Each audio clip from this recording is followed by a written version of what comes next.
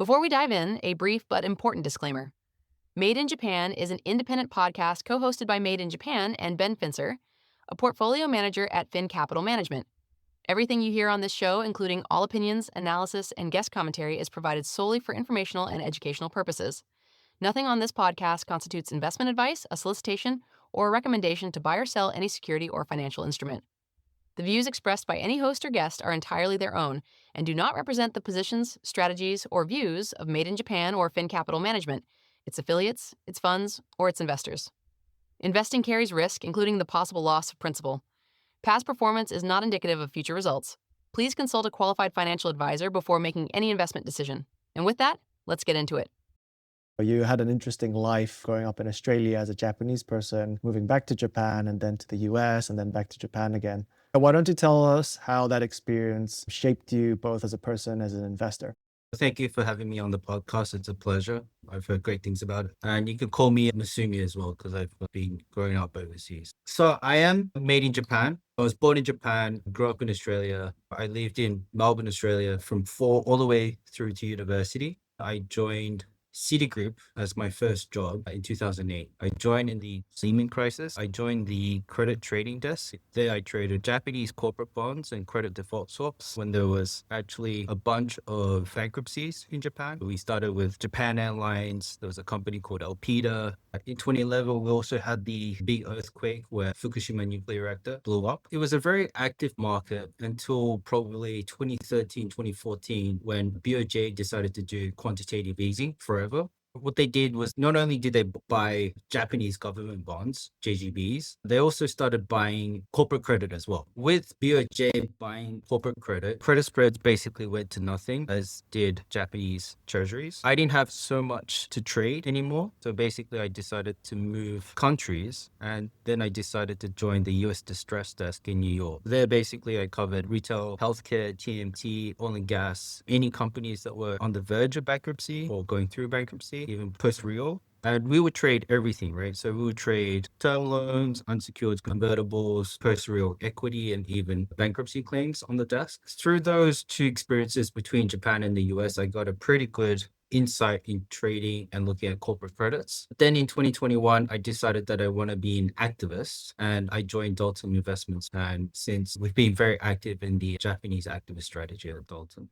You've had a lot of experience across different asset classes as well as different sectors and regions. Back to your initial days in Citigroup as a credit trader, what did trading Japanese credit teach you about Japanese management that an equity analyst might have missed, particularly during the deflationary period? Trading Japanese corporates at the time was pretty interesting. But I think distress in Japan occurs because, quite simply, there was probably a major investment made maybe 5 years ago. In the case of, for example, Sharp. Sharp was a LCD TV manufacturer. They made a significant investment in the latest generation of TV production facility. Because they overspent on CapEx, it over-leveraged itself. And once the business turned, we found that Japanese corporates often found themselves in trouble. In the US, corporates generally become troublesome because they have too much leverage. But I think what's interesting is that both in Japan or the US, there are opportunities to invest in good businesses. In the US, you can invest in distressed companies where they have, say, a good business, but maybe a bad balance sheet. In Japan, we have the opportunity to invest in good businesses. So operationally, they run perfectly, right? They have a fab, they have a niche business, they have some kind of moat, very defensible, high barrier to entry business, but they might have bad management. So we tend to invest in businesses that have good businesses and somewhat bad management. And that's a very interesting dynamic that I think is quite unique in Japan. What's the kind of experiences that you've had in the US that helps guide you investing as an activist today in Japan?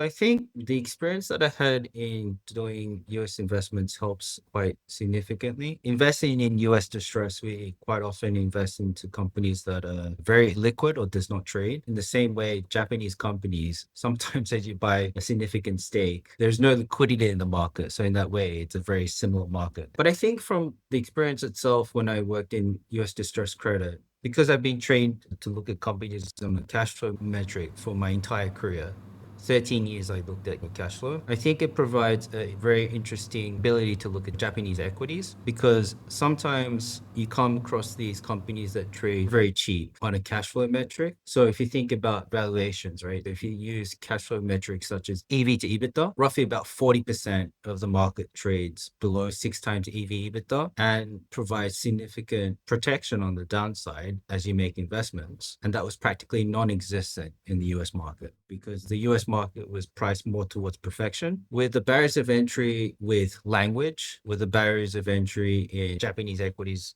not being very cool for a very long time, considering that Japanese companies had experienced 30 years of deflation, it was very difficult to invest into Japanese equities. But I think some of those roadblocks have been reduced somewhat. And I think the experience of doing US distress really does make Japanese equities very interesting. I sometimes make the analogy to my old colleagues that I worked with in New York. It's like half the risk, double the return.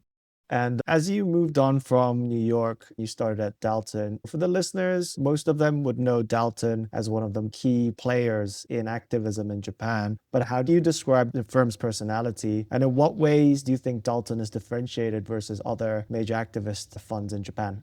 Dalton Investments has been around since 1999, founded by our CIO co-founder, Jamie Roosevelt, 3 other partners. Currently, fast forward 25 years, we currently run roughly about 5 to 6 billion in equities, in which 80 to 85% is in Japanese equities. As a firm, we tend to hold Japanese equities on a long-term basis. An average holding period could be roughly, say, 7 years. The idea behind that is that we try to buy companies thinking that we're the owner of the business, I think, which makes it a little bit more unique to our competitors that may trade in and out of positions. We tend to invest in what we think are good businesses. It goes back to my experience in US distress, where we invested in good businesses where they have some kind of barrier of entry, probably high margin because they provide some niche, some kind of moat. And we basically seek companies that have some margin of safety. And in most cases, that's price. Now that I moved from New York to Japan, there's just so many companies to look at, which is very interesting.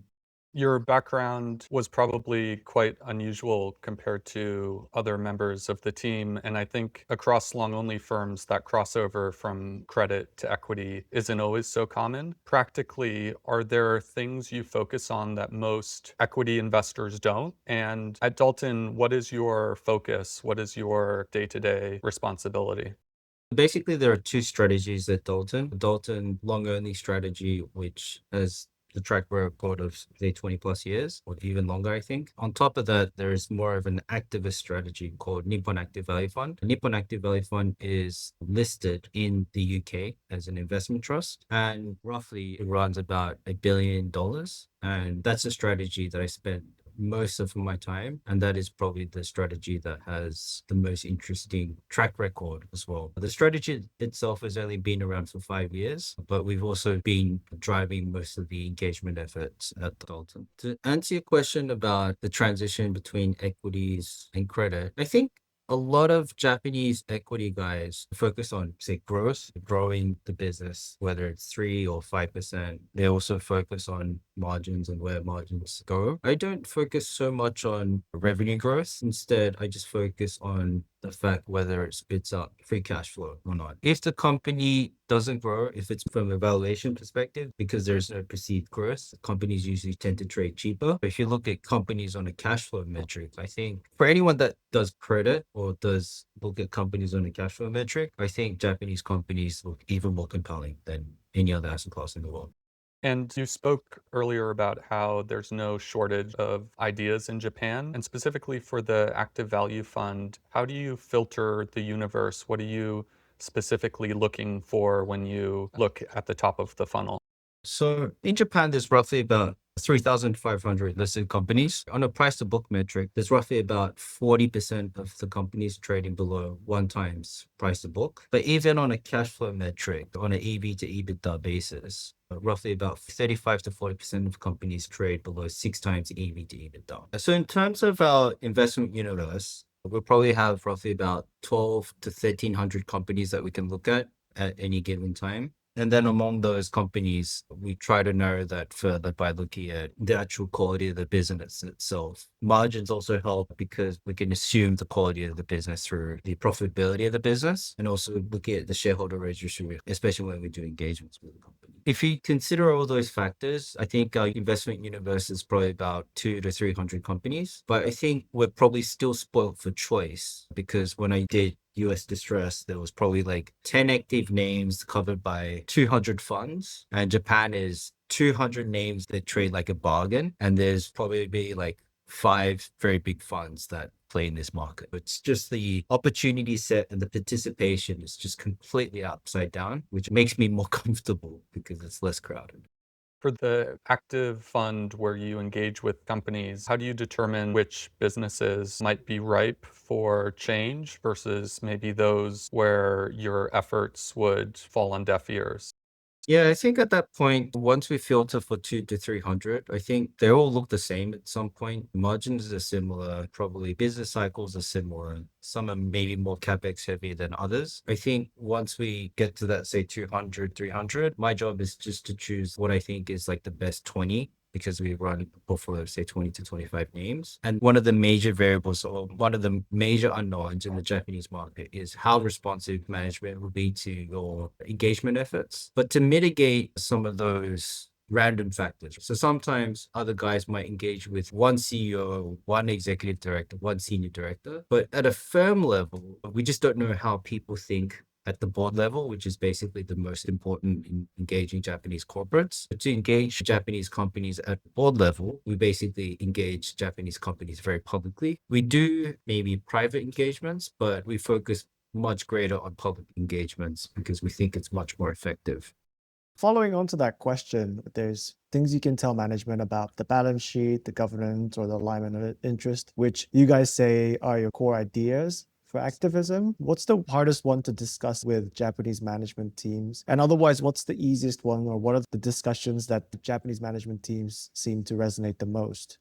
First and foremost, it's very difficult to change Japanese management. And there's a reason why, right? Just to paint the picture of Japanese management. Japanese management is basically probably 10 dudes, started working at the firm at the age of 23, had climbed up the corporate ladder for 40 years, now at the age of 60, 65. And these guys are basically like corporate warriors that have worked for the same firm. And because they're all at the same age, had worked at the same company, especially for the small to mid cap, I think there's significant lack of diversity in thought. So if you compare it to the US, there are these professional C-suite executives that jump ship from company A to company B, even going to a competitor or even to a different industry. In Japan, that doesn't happen.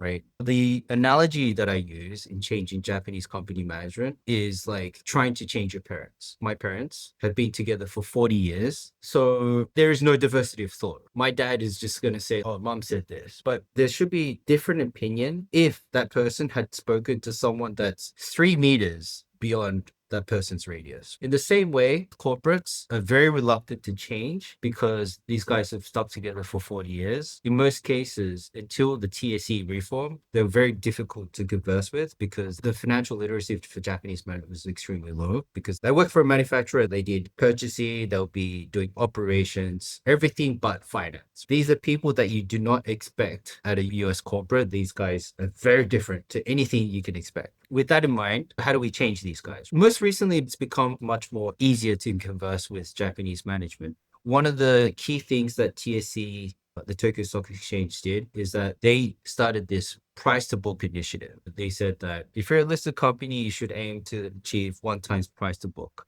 With that, TSE told Japanese corporates to analyze 4 things: cost of capital, price to book, return on equity, and ROIC, return on invested capital. So TSE has finally said that price to book is part of your mandate. So historically, if you spoke with Japanese company management, they would always say, stock price is not part of my mandate. It's supply and demand of the market. People buy, people sell. It's not part of my business. What TSE has basically said, they've said, you should really care about WACC. You should care about return on equity. You should care about return on invested capital. And then also analyze why your price to book sucks. With that in mind, they finally provided a common language between investors and Japanese management. And there is slowly, but there's been somewhat of an improvement in how these companies analyze themselves. But because these guys are like our parents, they don't change overnight. I think it's a slow and steady process, but some companies you find that will change much quicker than others. That's where becomes very interesting because there's varying levels of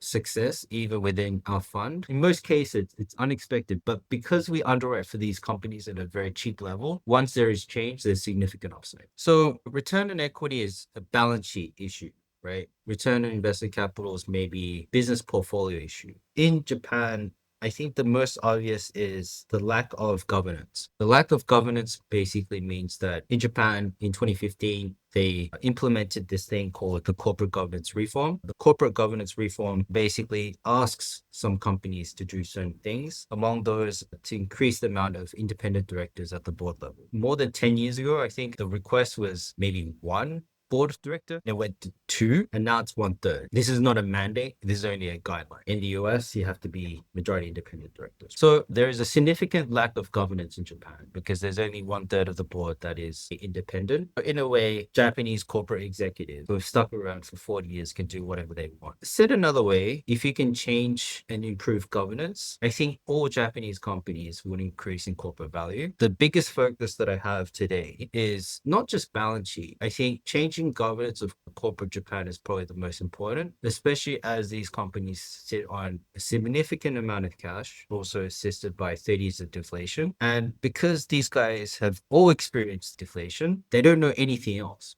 They've never experienced what you experienced. They've never experienced inflation before. They don't know a world where tomorrow the price of that good goes up. Because they had deflation, they always assume that they shouldn't make any investments because if you did, the utilization of the factory will go down next year. I think Japanese company management in most cases are lost in what they should do in an inflationary environment because now that they face inflation, they know that they have to change, but they don't know how. That's why changing corporate governance in Japan is very key. Trying to change corporate behavior in an inflationary environment with Japanese management is also key as well.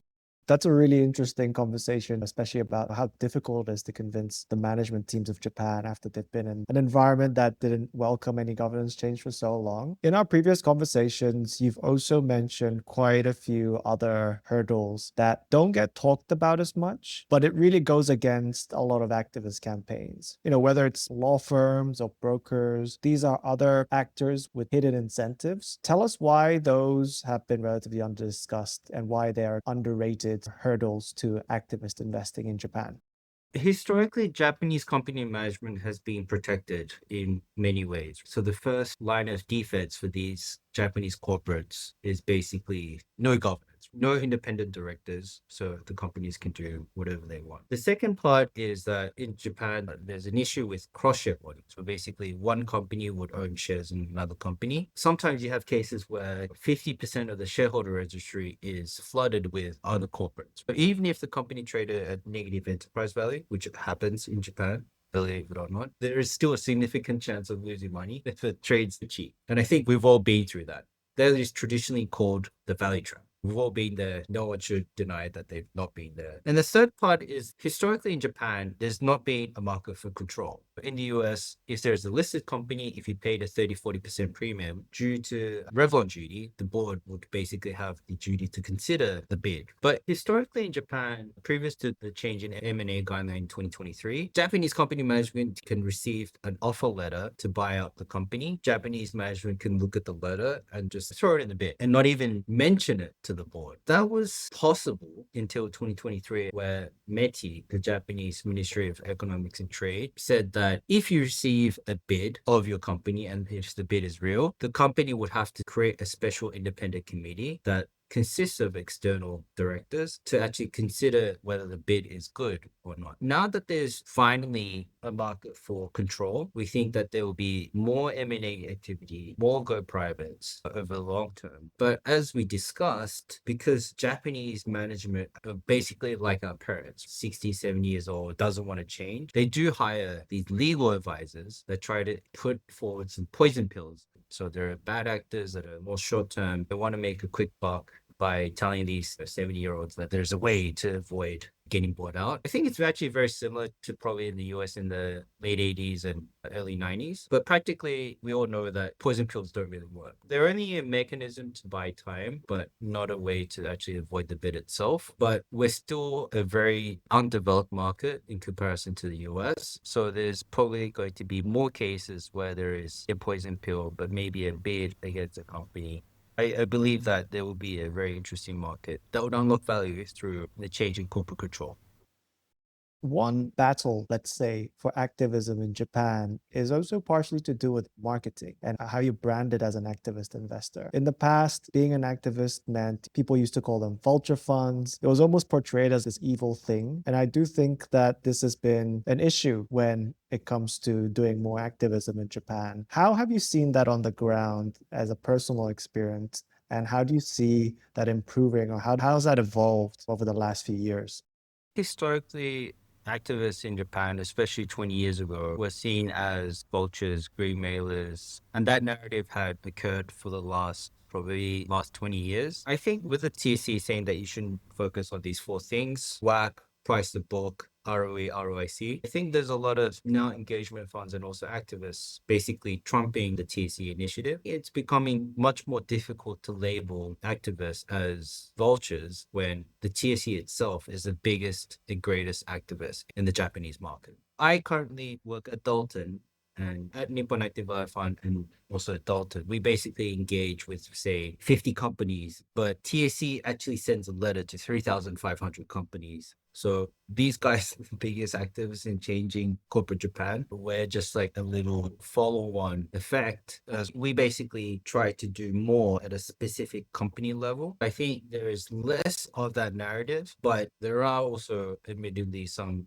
bad actors among activists as well. It's probably always going to be a battle among engagement funds and activists. So one thing at a personal level that I do is that there's much more bigger platforms to discuss. 20 years ago, if you did activism, you could be on TV, and if the TV station says you're a bad person, then there is no way to change that narrative that you're a bad person. But today's society, there is additional tools that investors can use if you want to make that choice. So you can go to social media, you can create your own websites to create these campaigns. There's also this very cool podcast called Made in Japan that would also fit that narrative and create that friendly image as well. But there are just different outlets that you can employ as well. With that, there are these tools that really educate the market. The market participants in Japan are becoming increasingly aware and also smarter as well. So I think the vulture narrative will be less and less over time, but I think we're still early.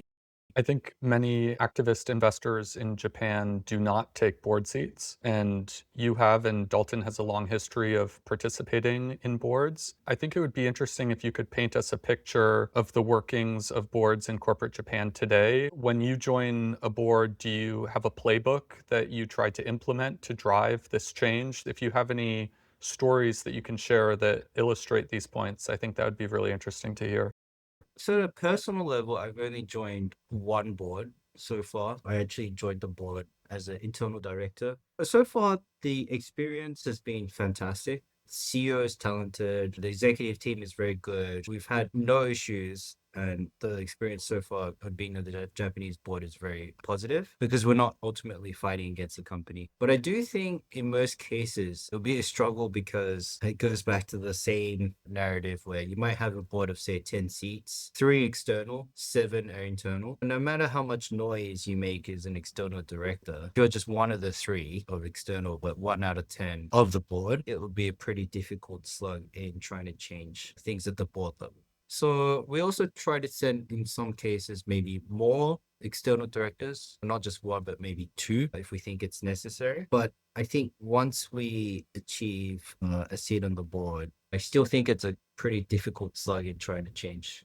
Japanese corporates. So I think there needs to be additional help, right? So changing the board is one thing, but also changing other shareholders aware of our initiatives is also important to increase corporate value. For example, we do public engagements. When we do public engagements, if the price to book of a company is trading at 50 to 60 cents on the dollar, and the company has ample balance sheet, then we say you should do a 10% buyback in the form of a shareholder proposal. Once you send these shareholder proposals, according to Japanese company law, first of all, in Japanese company law, you can actually send shareholder proposals that would potentially change the way the company spends its capital. So buybacks and even perhaps dividends, which is very different to the US. But once you send these shareholder proposals, Japanese company management will basically have to either endorse or not endorse that proposal. If they say no to a shareholder proposal when they're trading at, say, 0.5 times book, that Japanese company management looks almost silly because these are things that all shareholders want.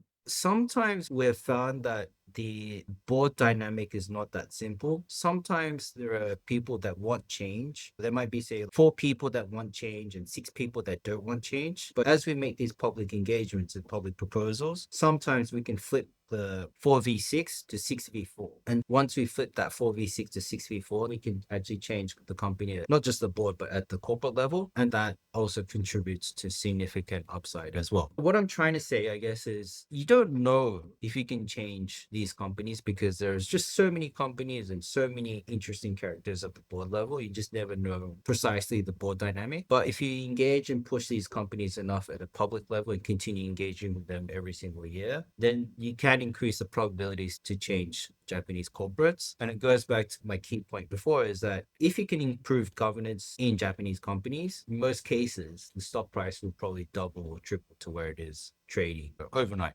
If you reflect on the successful engagements of the past, have any predictors emerged that would suggest an engagement is likely to be successful? What lessons have you learned, and have those lessons changed your selection criteria based on that experience? Personally, I don't think that there are obvious signs for change, but I think this job is trying to find a switch. It's practically a dark room, and my job is to find that switch. And if I can turn that switch on, the stock price is up 100% overnight. Sometimes you do come across good management. I personally find it rare. Without trying to offend anyone, it is difficult to find good management because they've been in this environment where they've been protected for 30 years. But in the case where you find good management, if you can actually work with them, that would also contribute to significant increase in corporate value. But again, until you make these public engagements, every company is different in its own way. It's always a good learning experience. However, performance has been thankfully good even in this bull market. As we do more with all these different companies, I think we do get smarter every time we engage with these companies.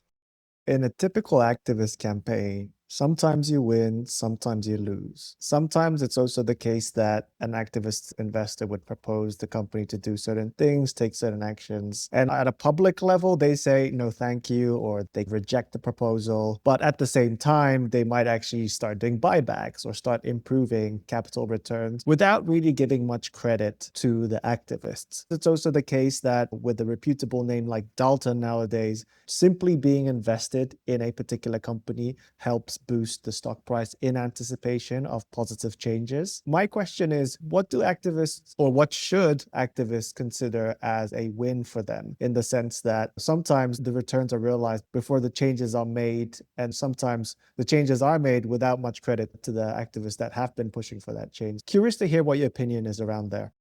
I think winning is defined in different ways. From a public eye, winning in the AGM is probably seen as a victory. But realistically, in our mind, even if we win a board seat, even if the shareholder proposal goes through, take a step back. We sent hundreds of shareholder proposals, but I think we've only won a handful. So the win rate is extremely low. In fact, we send shareholder proposals with the assumption that we're going to lose. But at the AGM level, we expect to lose all the time, but we do expect changes at the corporate level, whether it's at the board or whether it's at the way the company spends its capital. If we submit proposals where we say you should do a 10% buyback, and if the company comes back and does, say, a 3% buyback and a 4% dividend, that's also a small win as well. But I think the key is, if you want to do activism in Japan, if you want to do it long term, it's probably better off that you don't ask for dividends. The reason behind that is that if you just demand dividends, the stock price would increase. But as you mentioned, there's no change at the corporate level. There's no change in governance. There's no change in board behavior. Without asking for dividends, I think it's very important to do engagements based on mission. And that mission should be try to change the 60 to 70-year-old CEO at the board level and really try to change corporate behavior so that Japanese companies can continue improving in this inflation environment. I think, in fact, Japanese companies have really good product. In most cases, they have very good services. Sometimes they have 80-90% global market share in a particular product. They have so many ways to win. But because Japanese company management sucks in the way that they spend capital, that's why the stock price is low. I think if you try to change corporate Japan for the better, everyone wins. And I think it's quite important. As we find more activists coming in, we have the Elliots of the world, we have Third Point coming back. But even ignoring those guys, if you try to do it yourself, because I think anyone could be an activist, right? If you try to change corporates for the better, it's probably better for your investments long term. It's sustainable. Because if you fight with your parents, every time, it's tiring. If you fight with your wife every day, it's tiring. You got to keep your engagement sustainable. From my image and my understanding, Dalton is a lot more of a supportive investor. Typically, what gets picked up on the headlines is more of the public activist campaigns. But my understanding for Dalton, it's really being on the company's side and pushing them from behind and guiding them, which is how you've joined Helios Techno at the moment, which I'd like to go into a little bit deeper later. And then at times, there's more of a public communication to the rest of the market about certain positions. How do you decide when and when not to do that? That's a very good question. In most cases, we make our engagements public through the shareholder proposals. So every June, basically, we send all of our portfolio companies three shareholder proposals, and that is better governance. We also ask for better balance sheet. We ask for a 10% buyback every year, and we also ask for better alignment. We basically ask Japanese companies to increase RSU, restricted stock, for management, because in most cases, Japanese companies, the CEO owns like $100,000 worth of stock. It's like a personal trading account level of investment, right? With that in mind, sometimes we feel that it's necessary to really escalate the issue if we don't feel like we're not actually continuing the engagements and communication. If communication breaks down, then there's no other way other than to do a public campaign to speak with the companies. Among the portfolio of 25 companies, we probably have a good relationship with 90% of the portfolio. And because sometimes you have management that is compelled to protect themselves instead of trying to increase corporate value, in those cases that we might launch a public campaign. So last year we did a big one in a company called Fuji Media Holdings, which is a public TV company, one of the major TV channels in Japan. And yeah, moving forward, I think we'll probably do 1 or 2 campaigns every year because communication becomes difficult with management. To the extent that you can talk about Fuji Media, it's the major or most followed activist campaigns last year. There's several other investors in that who are pursuing activist campaigns there. Walk us through some of the key events for you or the key happenings for that particular company and what are the issues both Dalton and the rest of the activist community might have been concerned about with that particular company. Fuji Media, when we started investing, was a conglomerate between a very big real estate portfolio in some of the prime office properties along central Tokyo. The company also had a very low margin TV broadcasting business. And on top of that, the company had 300 billion yen of cash and cash equivalents. And at the time when we started purchasing the stock 3 years ago, it was trading at 0.3 times price to book. When the TSE decided that they initiate the price to book, the PBI initiative, I looked across all listed companies in Japan, figured that broadcasters were the cheapest companies because they had negative growth and very bad governance. Among those, Fuji Media was trading the cheapest. We underwrote the company. We owned 7% of the company at practically 0.3 times price to book. At the end of 2024, there was a sex scandal. The sex scandal basically eventuated into an independent party report. The independent report made clear that there was like zero governance at the board level for this company. The sex scandal itself was quite impactful because the major subsidiary lost 90% of its revenue overnight. And simultaneously, because there was no governance, there was this entrenched 87-year-old. He wasn't even a chairman. He was just a board member that had been part of the board for 40 years. So he was practically the emperor of the company. right? As a 7% holder, we felt that the company required a turnaround. As a company lost 90% of its revenue at one of its major subsidiaries, we decided that we need to put forward people on the board that could change this company. Before the change, the oldest board member was 90. The guy that was running the show was 87, and the average age was 78 years old. So it's like very, very old. And I have grandparents that are 90 years old, and they're not that functional, right? So I question whether an 87-year-old or 90-year-old can actually turn around a company, a TV subsidiary that's lost 90% of its revenue. We put tremendous pressure on the company. We put forward a very talented pool of board members, which included founder of SBI Holdings, Kitao-san. He runs a company that's $1 trillion, $10 billion, founded from scratch. We put forward people in the media entertainment business. We put forward guys that were very good with real estate. We put forward people that we thought were worthy to consider based on merit. And I also nominated myself because I felt that I could change this company as well. And we put forward 12 independent board director candidates when there were 18 seats. We had to put forward so many people because we thought it was necessary to really change the company at the board level. In the end, in last AGM, we basically lost. We didn't get anyone on the board. But before the AGM, the company decided to basically fire its entire board for one person. We thought we were quite successful at the first level in changing governance of this company because we were able to eliminate everyone that was involved. That was last June. In the second half of 2025, there was additional activists that invested in the company, including Murakami Fund. And Murakami Fund,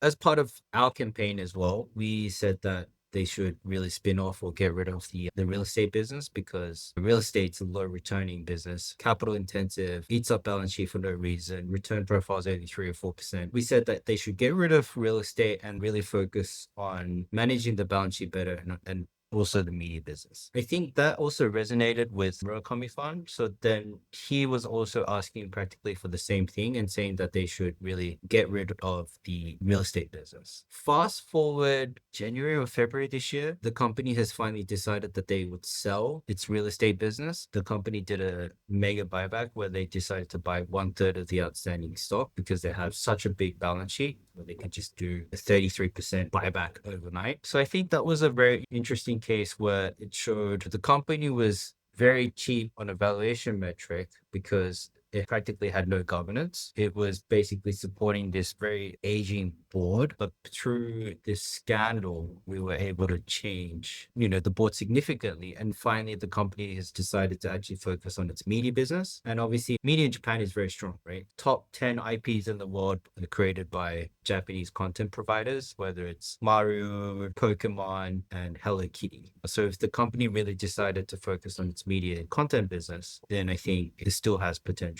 upside. So Fuji Media was a very interesting case, but because I also spent 6 months of my entire year last year, I probably wouldn't do the same thing ever again. We're not going to invest in the TV business ever again. What specifically do you think changed internally? Did the scandal drive personnel change? Clearly pressure externally was mounting, but if you were to guess what changed in their minds? There are a few things that changed the company. First of all, employees decided to form a union and demanded more information to management. Before the scandal, there was no union. Post-scandal, I think it was more than 50% of the company signed up for the union. Second, there was advertising. Advertisers that were advertising with a TV subsidiary, 90% of them pulled their ads. The company was forced to really change from within. And also, the broader Japanese society were quite vocal about the scandal as well. With those three, the employee, the advertisers, and also Japanese society generally, because it was our first version of the Me Too movement, I think that really changed the company. And then on top of that, once we were able to change the board that was entrenched, we basically removed the board director, 87 years old, and he basically had his hands on everything. He had his hands on company strategy. He had his hands on who was the CEO of the subsidiary and had appointments of everything, whether it's CEO, the president, the chairman. He basically had the to say do everything. Once we removed that person and once we made a proper functioning board that basically really drove the change in that company. But I always thought that the company will probably change over a 3 to 5 year period. I was completely wrong. The company changed over 12 months. I think it really emphasizes that if you can really change the corporate board, it gives them the opportunity to fix itself. How do you find strong board members? Looking at Japan today, are there enough independent, qualified candidates?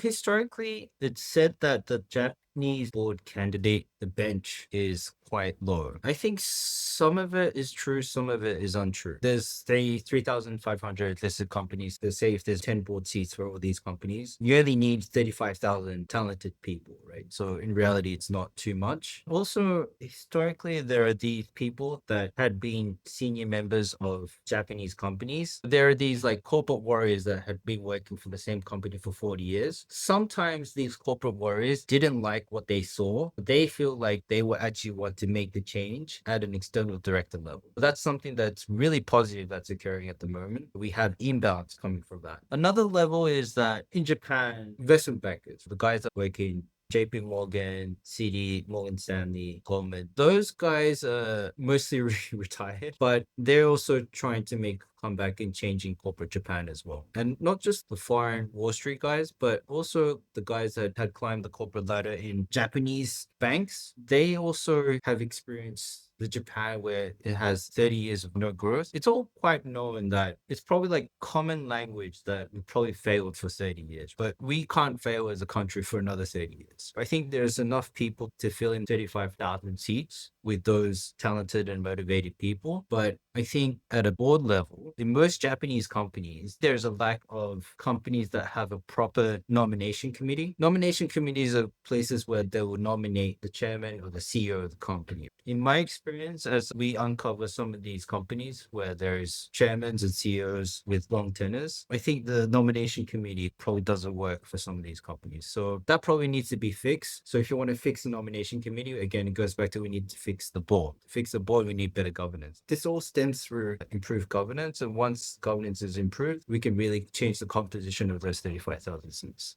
It seems to me like the public nature of your campaigns has been a key driver of your success. And you also mentioned earlier that investors now have the power to control their public narrative. I'm curious how you've approached building a public brand through social media and your radio show, and how your thinking has evolved on this topic as a way to improve the successful outcome of engagements. It's quite interesting. It's not just us. Practically everyone's thinking about it. Sometimes we see those Blackstone Christmas videos that comes up around every year. Everyone's trying to improve their image. Even for activists, I think it's quite important to actually keep the narrative. If you want to change corporate governance in Japan, you have to keep saying you want to change corporate governance in Japan. I don't think you can just do one campaign on one company and hide for 12 months and come up and do another campaign and hide for 12 months. I think it's quite important to keep the message consistent, keep the narrative consistent. And to achieve that, I think it's quite important to also have your own medium to discuss as well. Historically, if it's the newspaper, if it's television can keep you around for 1 hour, then you get to say something for 10 seconds. The newspaper is heavily edited towards what the editor or the writer wants to write. For us, we have, by chance, been doing podcasting for actually almost 3 years now. We've done radio podcasts for 3 years where we invite notable investors, notable CEOs of listed companies on our show, and we discuss what are these issues that are occurring in the Japanese market and how they can improve. Because this is unedited content, or not so much edited content in most cases, I think it's really appreciated by the listener as well, and also helps the listener to really get an understanding than just seeing a 100-page white paper by an activist where there's 50 pages of pretty graphs. So I think the platform is available. If they have a mission, I think more people should really maximize their exposure, obviously carefully, but I think it really does create a chance where it really mitigates the risk of getting called vulture or green mailer. If you're speaking to your audience like once a week, once every 2 weeks, once a month. In that way, we've done YouTube as well, where we've gained 500,000 views across 3 videos. These all help with a narrative than just being that guy that shouts once a year. Take the Fuji Media case, for example. It's pretty remarkable that the change was really induced by the shareholders, but also the employees and also through their customers. It's almost as if it's not particularly just shareholder activism, but just more like stakeholder activism. And I find that something of a really exciting change and potential there to be able to do more of that in Japan. What do you think about that? I think it's possible to do stakeholder activism in Japan. Engaging and running a campaign with customers is probably rare, but I think a campaign with employees is possible. So if you're a Japanese employee, probably upset about the fact that your wage hasn't grown for 20 years. And now that you have inflation and now that the demographics is working in a way that there's less people in the workforce, so there's more opportunity to switch jobs. So I think there is now significant pressure against management to actually make the right investments on maximizing not just the balance sheet of the company, the capital of the company, but also human capital as well. We do run campaigns where we basically say, if you run a business where operating profit margins is 1% to 2%, and even if it's like negative, and you're not investing in the business, then you're just wasting everyone's time. Not just wasting shareholder capital, but you're also wasting that employee's time and opportunity to actually grow and learn and do better things. Because deflation made management do nothing possible because the demand of the product was going to go down next year. So effectively making zero investments and doing nothing was the right thing. Coming to work, read the newspaper, go home was probably the right thing to do. But now that we do have inflation and there is a risk that employees can jump ship, I think it really accelerates the conversation around you earn a 1% to 2% operating profit margin business. Are you the right owner? Are you actually going to deploy more capital to fund that growth? Because if you don't spend money, if you don't want to invest in the business, why do you own this business? Your employees are suffering. So we probably use that narrative more. We use it now, but we probably use it more. You mentioned Kitao-san, who is seen as a maverick founder in Japan, who founded SBI, one of the most successful financial institutions, which almost still operate like a startup even today. I am curious what led to his nomination at Fuji Media, as well as just the perspective that Dalton has on him. Curious to just hear your assessment on him and what makes him so special or fit for being a board member. So Kitao-san, in Jamie's view, and also my view as well, is a phenomenal entrepreneur. He started from scratch, now is dominating the market in online brokerage, and is also taking the lunch from Nomura, Daiwa, and also the smaller brokerage houses as well. As you mentioned, although the company is 10 billion plus in market value, but still runs the business as if it's a startup. A very talented person. With that in mind, when we thought about who can turn around this company, Fuji Media, when it's lost 90% of its customers for its main subsidiaries, we wanted to get someone that has ideas in managing a big business. There's only so many well-known entrepreneurs that has businesses of that size. So by using the podcast, we reached out to our network and we were able to reach out to Kitao-san, and Kitao-san gratefully agreed to be part of the board candidate. I think it would have been pretty interesting if he actually was nominated to the board, but I still think long-term, there's still probably a chance to really change Fuji Media as well. Although our involvement into Fuji Media is much less than what it was 12 months ago, there's always an opportunity for Kitao-san to actually do more greater things than just SBI. Let's focus a little bit more on the future, especially, for Masumi-san yourself being a board member and a director at Helios Techno. To the extent that you can share, what makes you so excited about Helios Techno? What is the vision that you guys are trying to achieve over there? Helios Techno Holding is a company where it's very small today. So it only has maybe $150 million in market cap, but the company sits on $100 million of cash. When we started investing into the company, maybe 2 years ago, we said to the CEO of the company, Sato-san, we can maybe help you really drive growth for this business. It's a very niche business where they run 90% global market share in LCD TV production equipment. That itself is a cash flow machine, but they said that they they also felt compelled that they should also diversify and try to find other businesses as well. And we basically are working together by sitting on the board and also trying to find companies that we can buy and aggregate. It's practically a roll-up strategy. We made our first M&A transaction in April 2026, so within 10 months, where we bought a company that's doing 2 billion yen in revenue and 300 million yen in EBITDA, so roughly say 15% EBITDA margin. And we're going to try and do more of these bolt-on acquisitions over time. The grand plan so Jamie always had envisioned that he wanted to create his own version of Berkshire Hathaway or Danaher, and Hellas Techno Holding is our attempt to do exactly that. So if I'm successful, you can call me Charlie. I love that. It's worth trying. And another fact that in Japan, there's a lot of listed companies, right? But companies below $100 million would also face the risk of getting delisted. So we can potentially be a platform to, if they want to remain listed, maybe they can become a subsidiary so that they can keep the listed status. But also another factor is that Japan has an aging society, but there's also a significant demand of succession planning among these small businesses. The small businesses that have maybe less than $50 million revenue, sometimes there is no successor for that business. But that's also a part of our target market as well, because we think that we can provide sufficient risk capital and also help the company grow if they want to. So our goal is to continue to aggregate and buy companies as serial buyer, but we're still early. We just started this time last year, actually.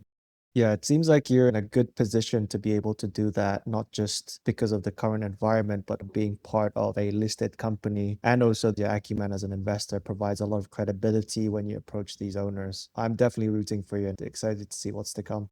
It's quite interesting because we'll be auctioned up against 3 potential buyers and we'll be ranked last at the point where we start this auction because they're like, oh, activists, I don't know. But after the first and second meeting, we might be like the number 1 candidate if we're lucky. It's very interesting. Like everyone's scared of us until they meet us. But when they meet us, they're like, oh, you guys are actually normal people.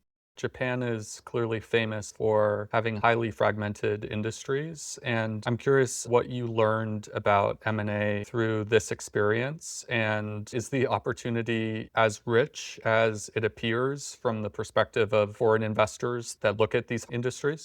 I think opportunity is rich, but I think the chance of aggregating a Japanese company is very difficult for a foreign person. You need to find deal flow. But to find deal flow, you probably need to connect with the regional banks across Japan. There's hundreds of regional banks and unions across Japan. And these guys are the guys that basically have the capacity to source these deals. But they also have a choice. The regional banks across Japan have a choice of who they want to source that deal to. And I think if you're a foreign investor that sits from the beach in Australia, I think you don't get the first look. The interesting part is that sometimes if you have boots on the ground and can converse in the same language in Japanese, sometimes you might not be put in competition. And also additional factor is that financing rate in Japan is extremely low. So if you can finance these deals at 2%, because we can in Japan, then that's an additional add value if you can buy companies with strong cash flow. So I think long-term, the strategy should work, but it's more of a wait and see. You've warned that newcomers, particularly U.S. engagement funds returning to Japan, will fall into the country's value trap. You've also just spoken about some of the challenges with foreigners coming to do M&A. How would you recommend foreigners avoid those challenges? But also, how would you recommend foreign investors better navigate the Japanese market? Personally, I think the value trap is unavoidable. There are many companies, there's many value traps, so you should just treat that as a learning experience. And if you're a foreign fund, I think it would help to employ people on the ground or at least have a conversation in Japanese. But I think what you also find out is that there's not that much talent in Japan as well. What I mean by lack of talent is that it's not like the US. So the US, everyone works for these big bulge bracket banks and everyone goes through the same education system. Everyone goes to MBA, well connected, well versed. Japan is the opposite. We had 30 years of a Japanese equity market which was in decline. No one wanted to touch Japanese equities unless they touch it with a stick. And even for new grads, when I joined the industry in 2008, everyone would want to work in FX or REITs. or credit and know how to work in Japanese equities. The other part is that, on the other hand, someone like a guy like myself that worked in credit, the credit market was destroyed in 2012, 13, 14 when BOJ did the QE forever. So I was lucky enough to actually move to another country and continue my career as a credit analyst and continue to progress in my career, really learn the craft. But a lot of my colleagues in Japan, they went to either cryptocurrency, big tech, they moved on. Right. I think there's a significant vacuum of talent if you try to look for that 30, 35-year-old that understands the Japanese market, because they've all moved on. My advice to foreign companies is to hire straight out of college, train that person up, make them better, make them understand how to do analysis, how to make investments, groom them for 1 year in the US, and then send them back to Japan. Because otherwise, that foreign company will never be happy with the talent pool that is available. It will never be good because the culture is so different. I think you might as well just train that person in 1 or 2 years in the US and send them to Japan. It'll probably take more time, but there'll be significant less friction costs, and you probably lose less money in the process as well. If you want to succeed in Japan, I don't think there's any better way. It's fascinating you say this because I think consistently the feedback I get when I speak to recruiters is just how limited the talent pool is when it comes to finding professionals that's suitable for a particular role, especially on the investment side. Although on the other hand, I'm also encouraged that more younger people are becoming more interested in investing through more people showing up on the media in a positive light, whether it be Dalton or our mutual friend Imura-san. These type of people being on the media seems to help a lot more of, the younger generation get excited about investing, alongside, of course, the current bull market, which if that goes down, that might kill a whole generation as well, but we won't worry about that too much. I think it's really important to find raw talent. If you do hiring, in a normal circumstance, it's important to find English speaker, understands finance with good personality, right? That's 3 key components. Forget the finance part because they won't have it. So just find an English speaking Japanese person with a good personality. This Japanese hardware, American software. Look Japanese, but think like an American capitalist. That's right. But okay, so you have your network of investors in Japan and abroad. I'm sure you've talked to a lot of people about investing in Japan, to many foreigners. What is something about modern Japan that outsiders consistently get wrong? It can be something that, you just completely disagree, or even things that might even annoy you when people mention it. Yeah, that's a very good question. I think what people get wrong is the magnitude of how Japan is different. The magnitude. Most people come with the presumption that Japanese people would work in a certain way if you provide them with an incentive, for example. If you tell a Japanese company management, hey, we pay you 5x, then even if you present them with that opportunity, in Western society, we could make the safe assumption that that person will jump ship if he's going to get paid 5x. But in Japan, for some reason, they don't. I think there are different nuances in why it's different. So one interesting story that I can give is that, so there was this private equity fund that made an exit. They made the money and the CEO was paid whatever the contract said. And that payment was dependent on how much EBITDA that CEO was able to create. So CEO got paid a significant amount of money, apparently. But when he received the cash, he apparently said, oh, if I knew this was true, I would actually improve EBITDA by double. That's very interesting because basically there's not enough successful, I'm making a blanket assumption, but there's not that much successful transitions that have occurred in the market. Even if you show them the money, most people don't believe it because their friends have not gone through the same thing. Their friends are not being paid $5 million because they were able to do a private equity exit, right? So you should go with the assumption that sometimes they may not understand what you're proposing. They may not believe what you're proposing. And that's just because they've just not gone through what many Western people have gone through in the last 30 years. We have to remind ourselves that Japan is different. Japan is unique. Culture is unique. Food is unique. Everyone knows that. But because these are the only people in the world that have gone through 30 years of deflation, you should treat them as friendly aliens in some ways. Just communicate. Don't make any assumptions because these people, I think, are quite unique. Obviously, they're fantastic to work with, fantastic to deal with. They're very diligent. They're very honest in most cases. Very smart, operational. They're perfect. But sometimes they don't understand alignment and incentive as much as what Western people are used to. So whether it's talking about future hires, but also management, or talking to your investee companies, for example. Just that mindset and the scale at which people think might be a little bit different.